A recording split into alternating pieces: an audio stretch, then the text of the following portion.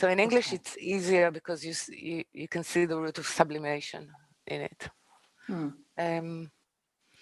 But in Hebrew, it has to do with the real need. It has to do with the fact that it has to do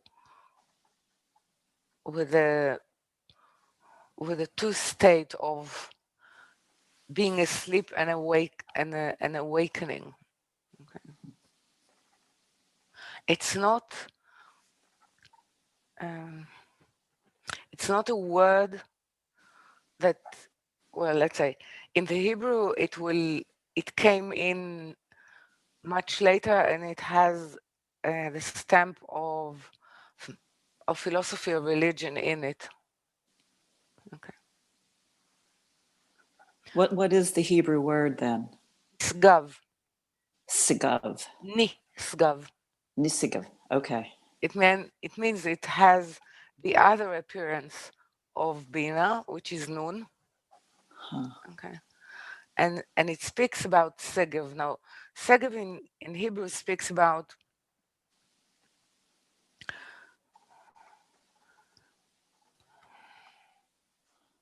that which is the peak of something yet unseen.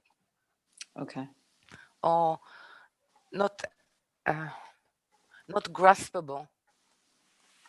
It means that it is beyond the will to receive, beyond human mind as it perceives itself. So, as in the English, it's sublimation.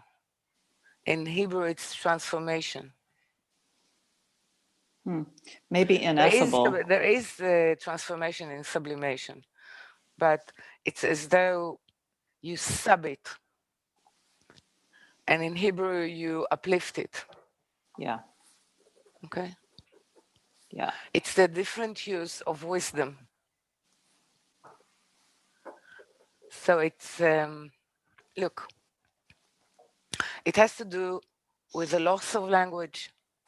Now, the loss of language that was common to humanity was lost in Dor Plaga, what we call in the generation of that built the Tower of Babylon.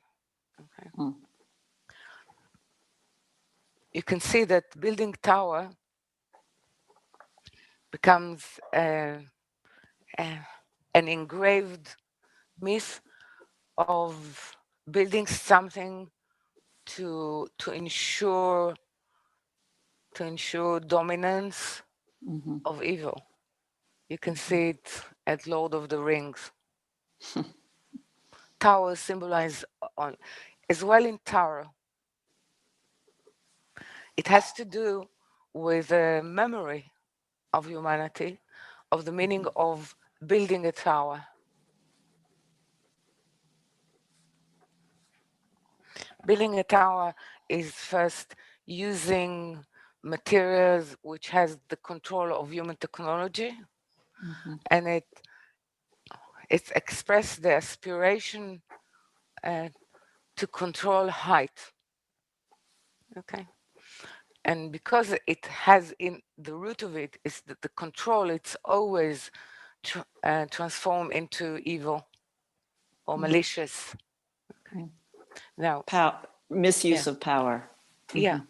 So this is now, on the other hand, in Hebrew and in Torah, there is the imagery that God has a tower full of goodness,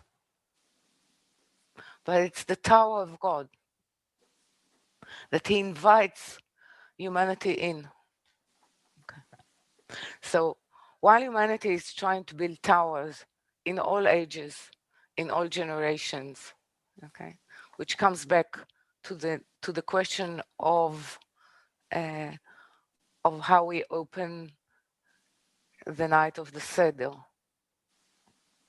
It asks, what is actually what is the exile of, or the expression of the exile in your generation? Which tower you're building now, and therefore losing the language and the speech and the discourse that allows you connection to the intention of the creator. Okay, so this is the difference between sublime in English and Nisgav in Hebrew. Nisgav in Hebrew has to do with the Tower of God, and sublime in English has to do with the Tower of Babylon. All languages.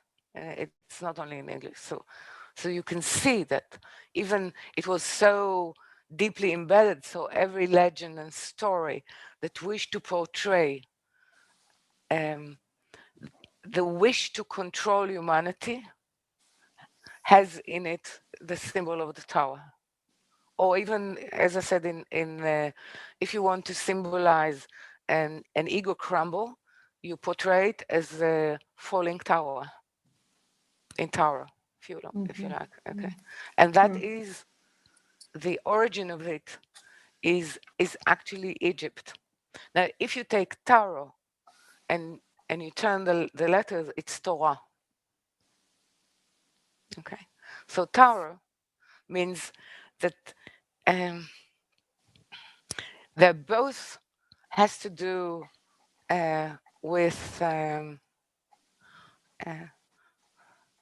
humanity, but it's a difference of what actually is causing, what can cause human evolution, what can free or liberate truly humanity, what is the responsibility that belongs to it, okay?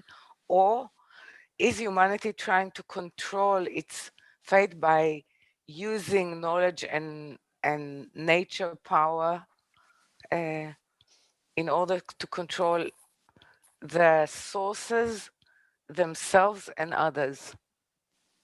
This is the difference. So I said that we imported a few notion and actually sublimate them. One of them is Tao and Torah. Okay? And Torah keeps in itself the notion of,